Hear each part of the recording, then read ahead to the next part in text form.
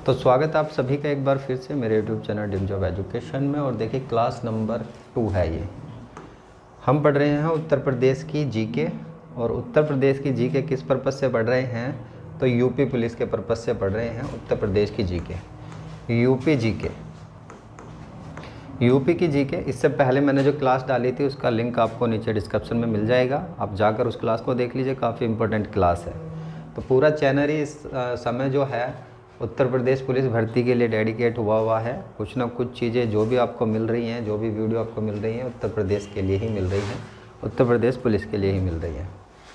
तो इससे पहली क्लास में मैंने आपको प्रशासनिक व्यवस्था समझाई थी, दूसरी क्लास में हम समझेंगे भौगोलिक स्थिति।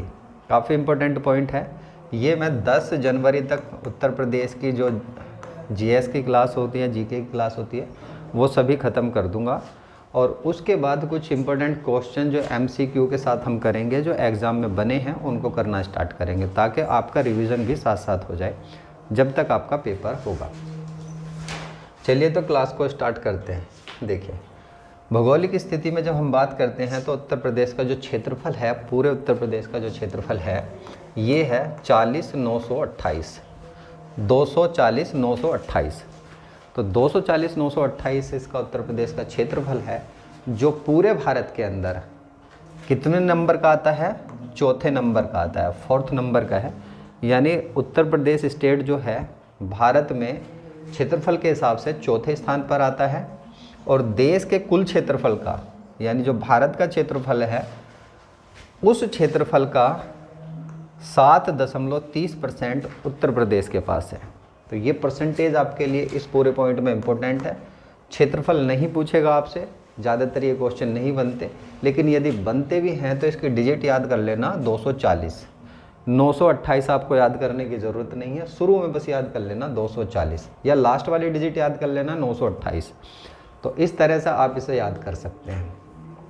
भारत के अंदर जो सर्वाधिक क्षेत्रफल है, सर्वाधिक ये जो क्षेत्रफल है, ये है आपका राजस्थान का, पहले स्थान पर आता है। दूसरे स्थान पर आ जाएगा मध्य प्रदेश, और तीसरे स्थान पर आ जाएगा महाराष्ट्र,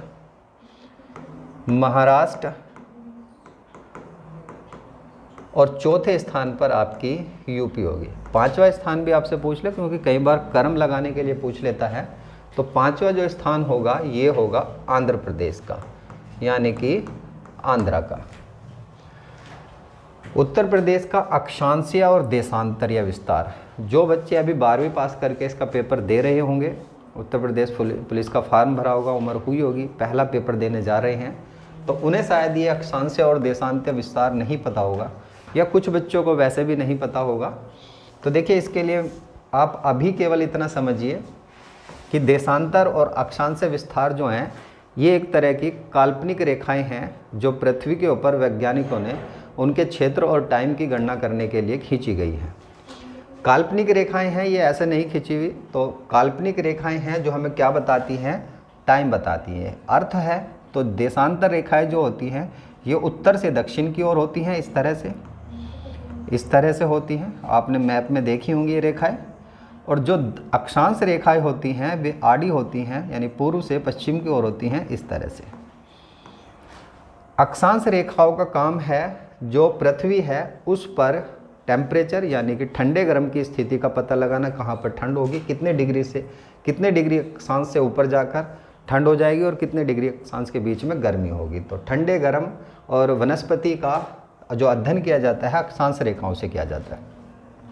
देशांतर रेखाएं जो हैं पृथ्वी के घूमने के शेड्यूल को बताती हैं, यानी कि ये बताती हैं हमें टाइम को, कि कहाँ पर कितने डिग्री टाइम होगा, सूरज की पहली किरण जो है कौन से अक्षांश पर पड़ेगी।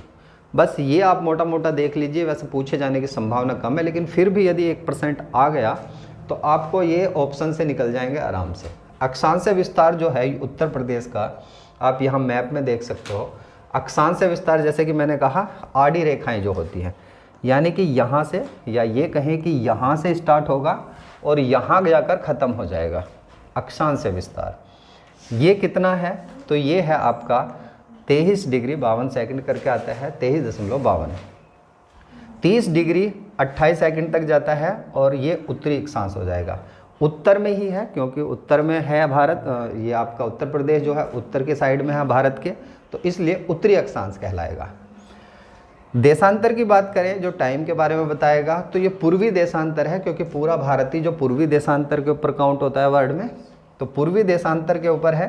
तो पूर्वी देशांतर जो है 77 डिग्री 3 सेकंड आ जाएगा, और 84 डिग्री 39 सेकंड पूर्वी देशांतर तक जाएगा। ये कैसे काउंट होगा? तो ये ऐसे काउंट होगा, सबसे जो पश्चिमी ज़िला है शामली है, यहाँ से काउंट होकर यहाँ तक जाएगा, बलिया तक। तो इन दोनों के बीच में है, तो आप इसे काउंट कर सकते हो ऐसे। 70.3 डिग्री आ जाएगा, और यहाँ पर आ जाएगा 84.39 डिग्री। तो उम्मीद करता हूँ कि ये पॉइंट आपकी समझ में आ गया हो। लंबाई की बात करें, देखिए पूर्व से पश्चिम की ओर, अब पूर्व से पश्चिम हो, आप कभी भी मैप पढ़ रहे हों तो मैप में कैसे होता है, ये उत्तर होता है, ये दक्षिण होता है, ये पूर्व होता है, और ये पश्चिम होता है। तो ये दक्षिण होता है, ये उत्तर होता है। तो पूर्व से पश्चिम की ओर, यानी कि यहाँ से लेकर, ये रेड रेखा जो मैंने खींची है, यहाँ से लेकर यहाँ तक की जो चौड़ाई है वो कितने किलोमीटर की है, यही आपसे पूछा जा रहा है। तो ये है 650 किलोमीटर की। उत्तर से दक्षिण की ओर, जैसे कि मैंने अभी बताया आपको, उत्तर से दक्षिण की ओर, यानी इस रेखा से लेकर इस रेखा तक के बीच की जो लंबाई है वो कितनी है, कितने किलोमीटर है, तो ये आ जाएगी आपकी 240 किलोमीटर। तो ये कुछ पॉइंट हैं जो आगे चलते चलते हम समझेंगे, बहुत इंपॉर्टेंट पॉइंट है। आपको एक बार भौगोलिक स्थिति का पता लग गया उत्तर प्रदेश की, तो बहुत सारे फैक्ट जो एग्ज़ाम के अंदर फैक्ट रिलेटेड क्वेश्चन बनते हैं उन्हें भी आप आसानी से कर पाओगे। प्रदेश से सटे हुए राज्यों की बात करें, तो प्रदेश से जो सटे हुए राज्य हैं देख लेते हैं। यहाँ पर देखिए, प्रदेश से जो सटे हुए राज्य हैं, यहाँ पर सटे हुए राज्यों की संख्या 9 है, जिसमें 8 तो राज्य आ जाते हैं और एक केंद्र शासित प्रदेश आ जाता है। 8 राज्य और एक केंद्र शासित प्रदेश, ये दिल्ली है। दिल्ली केंद्र शासित प्रदेश जो है वो सटा हुआ है, और उसके साथ साथ 8 राज्य हैं। यहाँ पर देख लेते हैं, ऊपर की साइड जो सहारनपुर वाला क्षेत्र है, यहाँ पर हिमाचल प्रदेश मिलेगा, यहाँ हरियाणा मिलेगा, जस्ट नीचे आपको यहाँ पर राजस्थान मिलेगा, राजस्थान के जस्ट नीचे मध्य प्रदेश, यहाँ पर भी मध्य प्रदेश है, यहाँ छत्तीसगढ़ मिलेगा सोनभद्र के साथ, यहाँ पर झारखंड बिहार ये है, और एक देश बनता है जो नेपाल की सीमा साझा होती है उत्तर प्रदेश से। तो इस तरह इसकी भौगोलिक स्थिति आपको पता होना चाहिए कि कितने जो राज्य हैं, 9 राज्य हैं कुल मिलाकर। सिंपल पूछता है कितने राज्य और केंद्र शासित प्रदेशों की सीमा उत्तर प्रदेश से लगती है, तो 9 की लगती है। यदि केवल राज्य पूछेगा कितने राज्यों की लगती है, तो 8 की, और उसके साथ एक संघ शासित प्रदेश या केंद्र शासित प्रदेश जोड़ दोगे दिल्ली, तो 9 की हो जाएगी। सोनभद्र से सटे हुए राज्यों की संख्या सर्वाधिक है। यहाँ आप मैप में देखिए, सोनभद्र है, यहाँ पर ये नीचे की साइड सोनभद्र है, जो सबसे दक्षिणतम जिला है इसका। सोनभद्र से सबसे ज़्यादा राज्य लगते हैं, और वो कौन से लगते हैं, एक तो मध्य प्रदेश, MP लगता है, छत्तीसगढ़ लगता है, झारखंड और बिहार। इस तरह कुल मिलाकर 4 राज्यों की सीमा सबसे ज़्यादा सोनभद्र जिले से लगती हैं। बहुत बार एग्जामों में क्वेश्चन बन चुका है, तो आपके लिए सभी पॉइंट इंपॉर्टेंट हैं। आगे बात करते हैं प्रदेश का सबसे पूर्वी जिला। पूर्वी जिला जैसे कि मैंने अभी बताया, ये है उत्तर, ये दक्षिण, ये पूर्व और ये पश्चिम। तो पूर्वी जिला पूछा जा रहा है। पूर्वी जिला आप मैप में देखिए, यहाँ पर पूर्वी जिला इधर का सबसे लास्ट में जो पूर्वी पड़ेगा तो वो कौन सा आ जाएगा, बलिया आ जाएगा। यदि पश्चिमी पूछेगा तो यहाँ पर शामली आ जाएगा। यदि आपसे उत्तरी जिला पूछेगा तो हिमाचल प्रदेश से लगता हुआ ये आ जाएगा आपका सहारनपुर। सबसे दक्षिणतम पूछेगा तो दक्षिणतम आ जाएगा सोनभद्र, जिसकी सबसे अधिक राज्यों से सीमा लगती है, 4 राज्यों से। तो पूर्वी, पश्चिमी, उत्तरी, दक्षिणी ये आपको पता होना चाहिए कितने राज्यों से लगती है। ये उत्तरी जिला मैंने आपको बताया सहारनपुर है, जो सबसे उत्तर में है। दक्षिण की बात करें, सबसे दक्षिणतम जो जिला है सोनभद्र जिला है।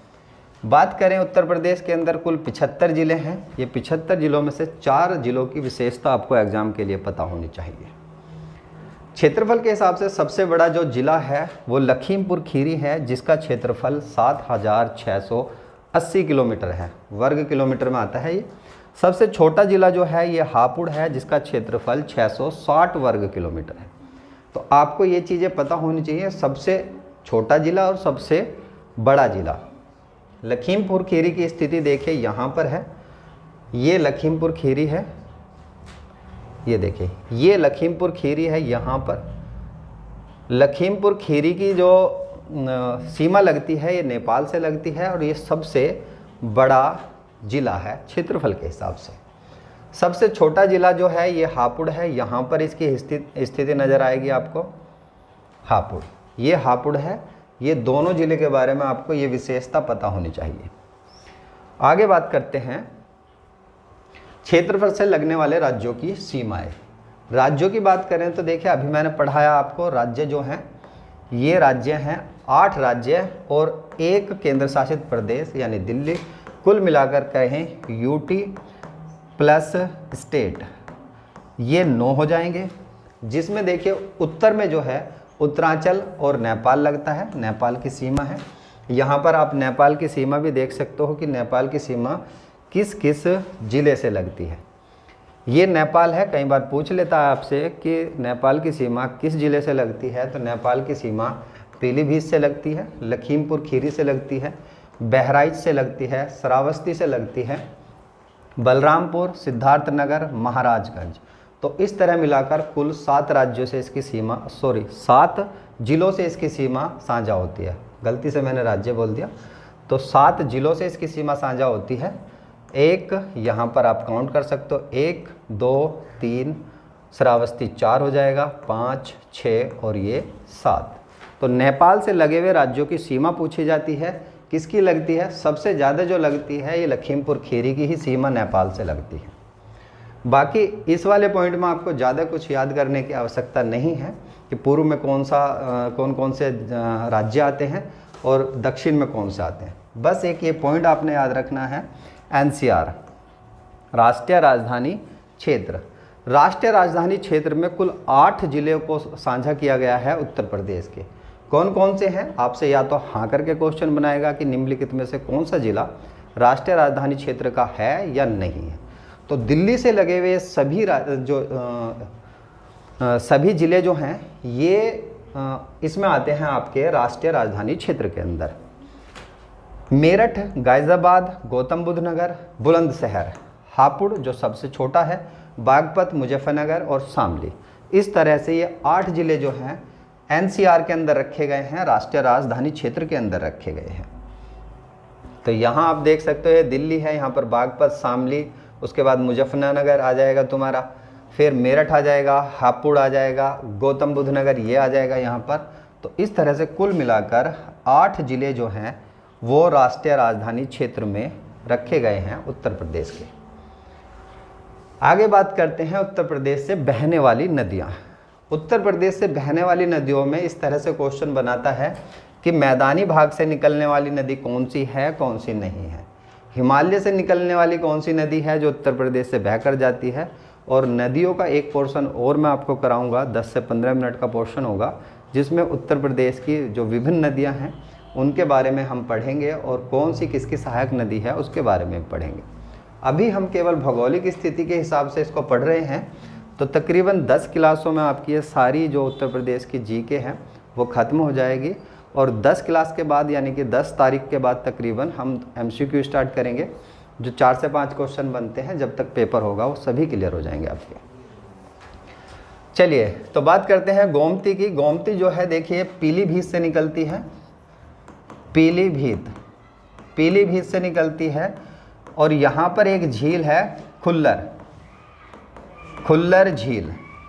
खुल्लर झील से मैदानी भाग से निकलकर चलती है। इम्पोर्टेंट फैक्ट है, याद कर लेना अच्छे से।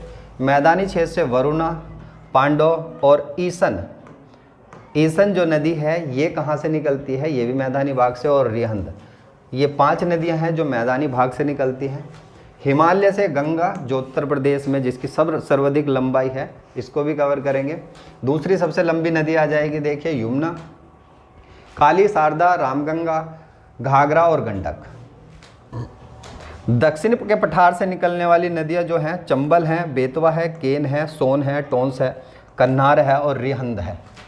दक्षिण के पठार से निकलती है तो मैदानी भाग से ही निकल कर चलती है।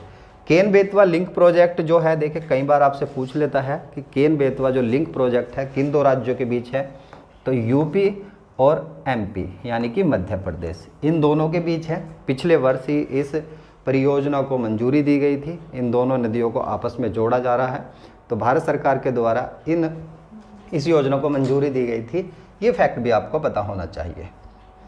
आगे बात करते हैं उत्तर प्रदेश के प्रमुख वन्यजीव विहार। हालांकि वन्यजीव विहार उसके साथ साथ आपका जो रामसर साइट है, रामसर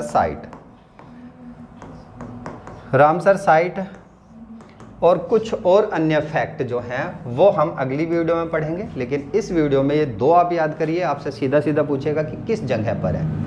दुधवा राष्ट्रीय उद्यान लखीमपुर खीरी के अंदर है। चंद्रप्रभा वन्यजीव विहार जो है ये वाराणसी के अंदर है। बाकी अगली वीडियो में हम इनकी अलग से वीडियो को कवर करेंगे क्योंकि ये भी इम्पोर्टेंट है। इसके साथ साथ एक दूसरी चीज़ और हम अगली वीडियो में कवर करेंगे, प्रमुख जनजातियाँ आपको पता होनी चाहिए कि किस ज़िले में कौन सी जनजाति है, तो उसको भी अगली वीडियो में ही कवर करेंगे। ये वैसे कुछ जनजातियाँ हैं जो उत्तर प्रदेश के अंदर पाई जाती हैं, लेकिन उत्तर प्रदेश का पेपर दे रहे हो तो सीधी ज़िले से पूछी जाएगी किस ज़िले में है या किस क्षेत्र में कौन सी जनजाति होती है। तो ये जनजाति हैं कुछ जो पाई जाती हैं।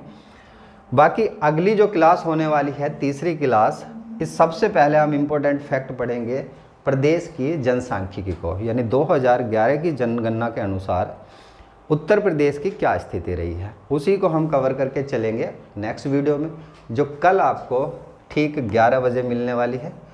11 बजे आपको मिल जाएगी।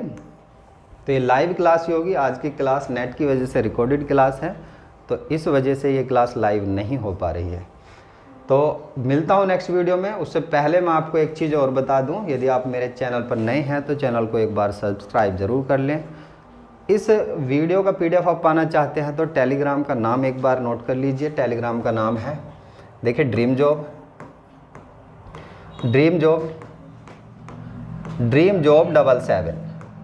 777।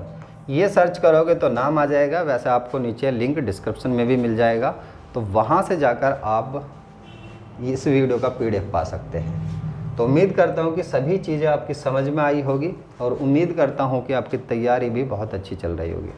तो यदि आप उत्तर प्रदेश पुलिस में अच्छे मार्क्स लाना चाहते हैं तो जुड़िए हमारे चैनल से। चैनल को सब्सक्राइब करिए। Thank you for watching.